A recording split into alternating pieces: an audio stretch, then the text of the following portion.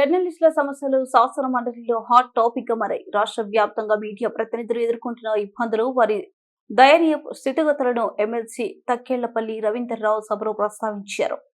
జర్నలిస్టుల జీవన పరిస్థితులను కండ్లకు కట్టినట్లు వివరించిన ఆయన వారి ప్రధాన డిమాండ్లు, అత్యవసర అవసరాలను ప్రభుత్వం దృష్టికి తీసుకువెళ్లారు. జర్నలిస్టుల సమస్యలను ఇకపై నిర్లక్ష్యం చేయొద్దని హెచ్చరిస్తూ వెంటనే స్పందించి పెండింగ్ సమస్యను తక్షణమే పరిష్కరించాలని డిమాండ్ చేశారు. రాష్ట్ర వ్యాప్తంగా ఉన్న జర్నలిస్టుల తరపున స్పష్టమైన నిర్ణయంతో ముందుకు రావాలని ప్రభుత్వంపై ఒత్తిడి తీసుకొచ్చారు ఎమ్మెల్సీ రవీందర్రావు. జర్నలిస్టుల సమస్యలు అనేటివి మనం మానవీయ కోణంలో చూడాలి అధ్యక్ష. చాలా మంది మిత్రులు నాకున్నారు అధ్యక్ష. మేము చూస్తుంటాం, వృత్తి ఏమో నిరంతరం పరిగెత్తుతుండాలి, ప్రతి నిమిషం అలర్ట్ గా ఉండాలి, రోజంతా రాత్రంతా అదే పని చేస్తూ ఉండాలి, సమాచారం సేకరణ చేస్తుండాలి, చేరవేస్తుండాలి. కానీ వారి వేతనాలు చూస్తే మాత్రం గొర్రెకు తోక ఎంత ఉంటుందో వారి వేతనాలు అంత చాలా తక్కువగా ఉన్నాయి అధ్యక్ష.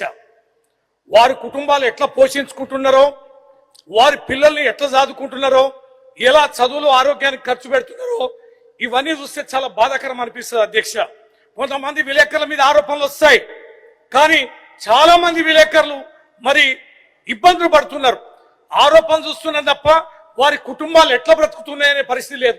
ఇలా వాళ్ళు ధర్నా చేయలేరు, గొడవ చేయలేరు, వేతనాలు పెంచమని అనలేరు, అదే వృత్తికి ఎంచుకున్నారు. వాళ్ళు పనిపించే అధ్యక్ష. ఈ వృత్తికి ఒకసారి అలవాటు పడితే ఇది ఒక ఊబిలో ఊరుకుపోయినట్టే ఈ ప్రొఫెషన్ ఉంటే తప్ప దీంట్లో నుంచి బయటపడరు. కానీ ఎక్కడ చిన్న ఇబ్బంది వచ్చినా కూడా పరిగెత్తే వీళ్ళకి వీరి కుటుంబ ఇబ్బందులు మాత్రం ఎవరికి చెప్పుకోలేనంత దయనీయంగా ఉన్నాయి అధ్యక్ష. అందుకనే వీరి యొక్క సమస్యలు అనేటివి సావధానంగా వినాలే, మనం పరిష్కరించాలి. ఎన్నో విషయాలు వాళ్ళు మన గురించి రాస్తారు, మనం వెన్నంటి ఉంటారు, మన యొక్క జీవితంలో భాగస్వామిగానే జర్నలిస్టులు ఉంటారు. కానీ వారి సమస్యలు మాత్రం మనం సానుకూలంగా ఉంటాం. ఏదో పండుగలకి పబ్బాలకి కొన్ని విషయాలు సహకరిస్తూ పోతే కొంతమంది ఉంటుండొచ్చు, కానీ శాశ్వతంగా వాళ్ళ జీవితానికి సంబంధించి ప్రభుత్వమే ముందుకు వచ్చి పరిష్కరించాల్సిన బాధ్యత ఉందని ఈ సందర్భంగా కొన్ని విషయాలు మీ దృష్టికి తీసుకొస్తున్న అధ్యక్ష. ముఖ్యంగా వీళ్ళకున్నది కీలకమైనది అక్రిడేషన్ కార్డుల అధ్యక్ష. జీవో నెంబర్ 252 ప్రకారం కొన్ని నిబంధనలు వీళ్ళు కఠినంగా పెట్టారు అధ్యక్ష. ఇది సర్క్యులేషన్ ఇన్కమ్ లాంటి వాటిని సరళీకరించాలని కోరుతున్నారు అధ్యక్ష.